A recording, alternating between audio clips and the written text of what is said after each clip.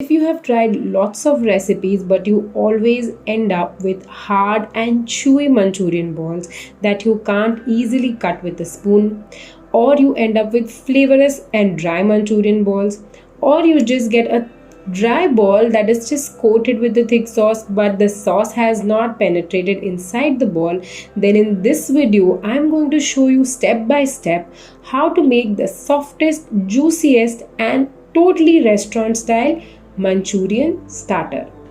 If you follow my recipe correctly, then trust me, as soon as people taste your Manchurian, the only thing they'll ask is kahan se mangwaya. Okay, so let's begin making these dry Manchurian balls.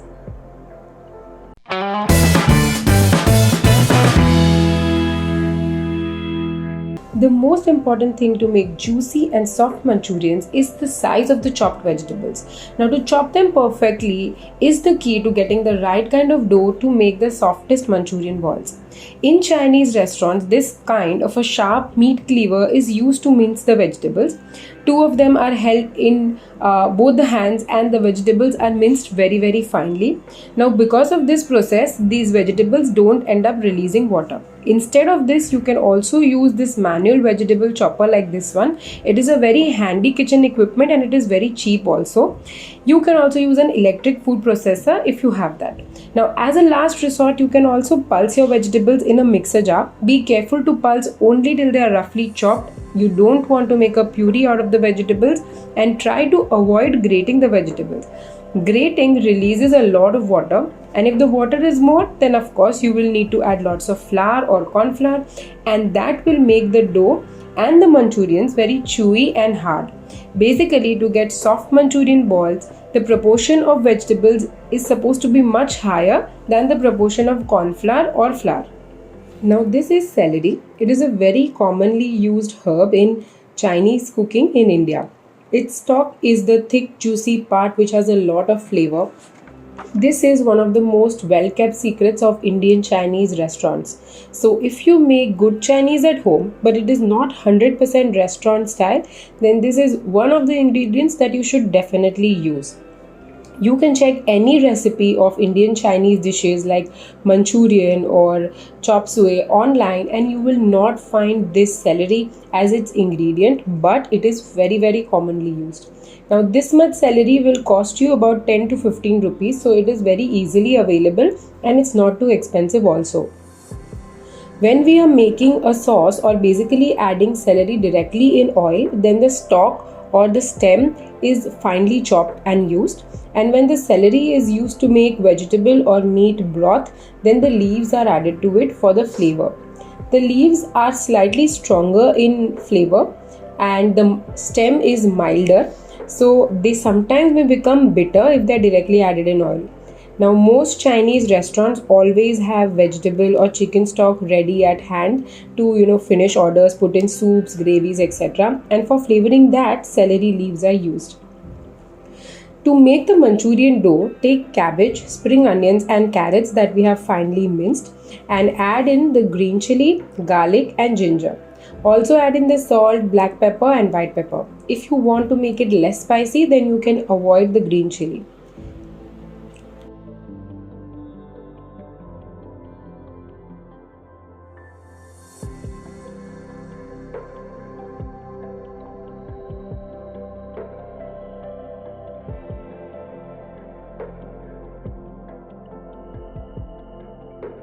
Mix all this well and also mix it with your hands and squeeze out the moisture.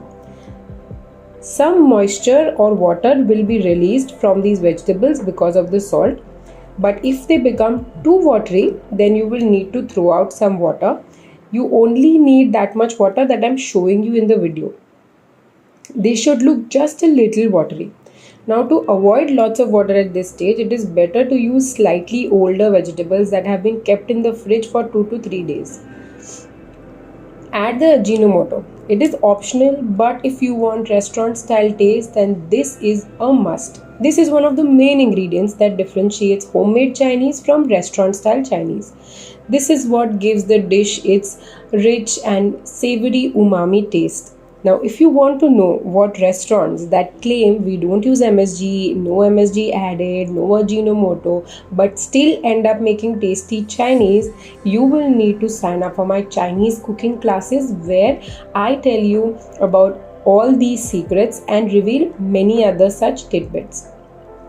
Now add the all-purpose flour and corn flour and mix well. Watch the video carefully and make note of the consistency of my dough. It is not like a batter or dropping consistency, nor is it a proper tortilla or roti type dough. It is a sticky and wet dough, but it can still be shaped. Now I have given the quantity of the flour depending on the amount of water that was released by my vegetables, but you may need to adjust or change them depending on your vegetables. You should be able to shape the balls like I am showing you in the video.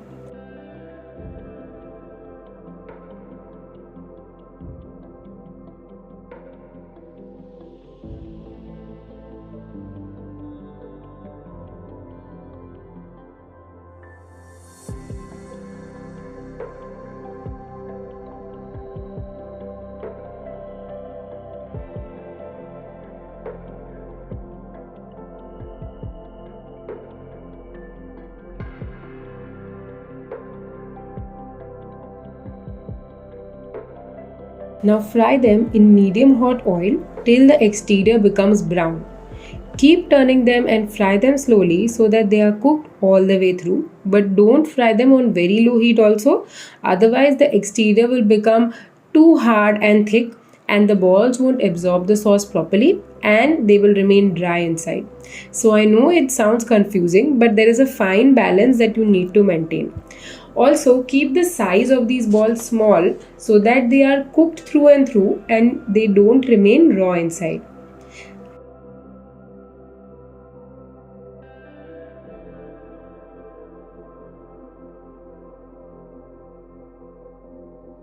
Have a look at the interior of these soft and very juicy Manchurian balls.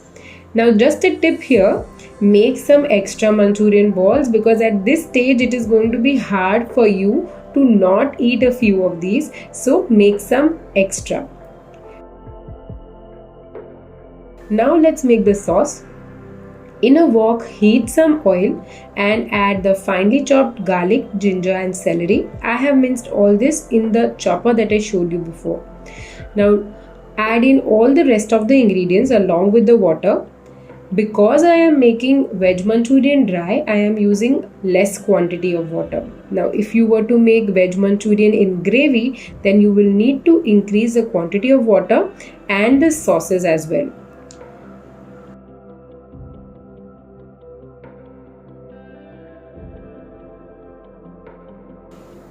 I am also adding Ajinomoto in this sauce.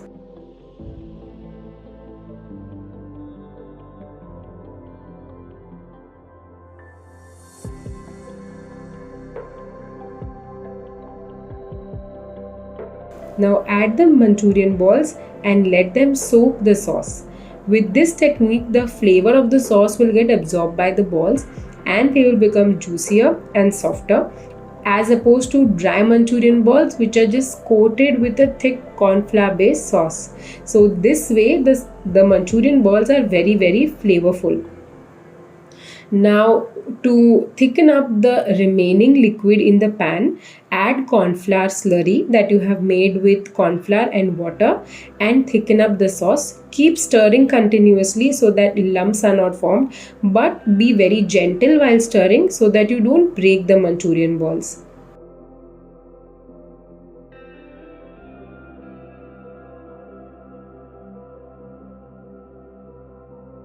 Just look at how soft and melt in the mouth these Manchurian balls are. I'll show you. I'm just cutting them lightly with the help of my spoon without using any pressure. I'm able to cut through these balls and they are so soft. They have absorbed the sauce well. They also have a nice coating of sauce on top of them. So overall they are very flavorful and soft and just like you would find in a good Chinese restaurant.